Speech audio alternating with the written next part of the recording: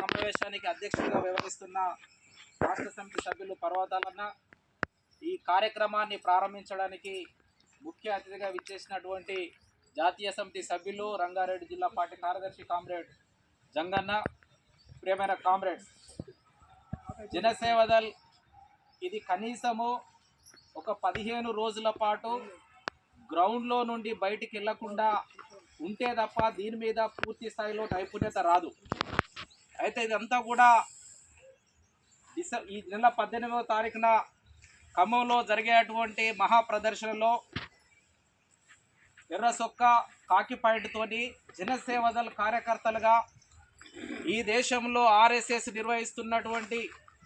చేస్తున్నటువంటి మతోన్మాద దాడులను వ్యతిరేకిస్తూ ఆ దాడులను తిప్పికొట్టడానికి యువ కమ్యూనిస్టులుగా ఈ దేశంలో ఉన్నటువంటి దళిత, ఆదివాసీ, మైనార్టీ, అదే రకంగా ఈ దేశ సంపద దేశ ప్రజలకే చెందాలనేటువంటి లక్ష్యం కొరకు మా ప్రాణాలైన ధారపోస్తాం, ఈ భారత రాజ్యాంగాన్ని కాపాడుతాం, ఈ దేశంలో ఉన్నటువంటి లౌకిక వ్యవస్థను కాపాడుతామనేటువంటి శిక్షణ పూర్తి చేసుకున్నటువంటి జనసేవదళ సభ్యులతోని పెద్ద ఎత్తున ఖమ్మంలో మనం ప్రదర్శన నిర్వహించబోతా ఉన్నాం.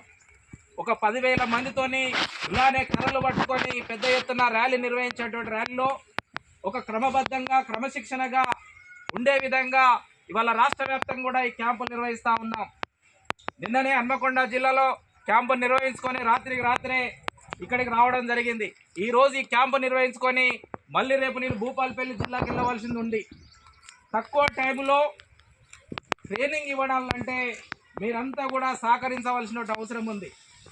మీకు ఇది నేర్చుకోవాలంటే కనీసం 15 రోజులు కావాలి. కానీ మనం ఒక బేసిక్ నాలెడ్జ్ని మాత్రమే నేర్పడం కొరకు కర్ర పట్టుకొని ఆ కవాతులో ఆ లైన్లో క్రమశిక్షణగా ఇచ్చేటువంటి ఆ మొత్తం 10,000 మందిని ఒక 5 మంది మాత్రమే లీడ్ చేస్తారు ఆ క్యాంపు. ఆ ర్యాలీ ఖమ్మంలో జరగబోయేటువంటి ర్యాలీని కేవలం 5 మంది మాత్రమే లీడ్ చేస్తారు. ఈ 5 మంది ఎట్లా లీడ్ చేయగలుగుతారంటే ఇక్కడ మీకు చెప్పేటువంటి కాషన్స్ ఏవైతే ఉంటాయో ఆ కాషన్ అబ్జర్వ్ పట్టుకొని అక్కడ అందరినీ చేయగలుగుతాం.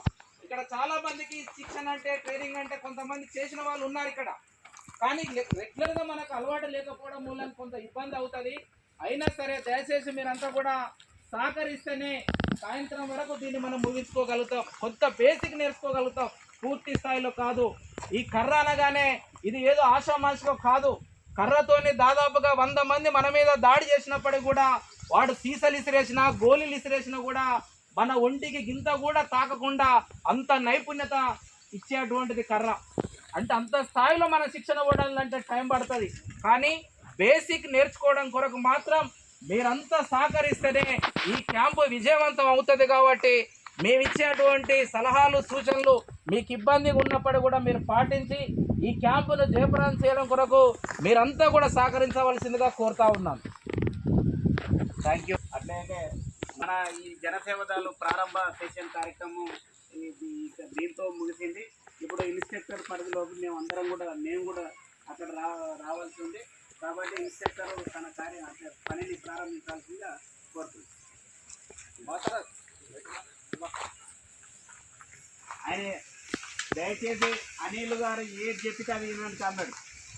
ఎందుకంటే ఆయన ఈ మన ఇన్స్ట్రక్టర్, ఆయన మన బాస్. ఇప్పుడు ఆయన ఎవరు కూడా ఆయన సూచన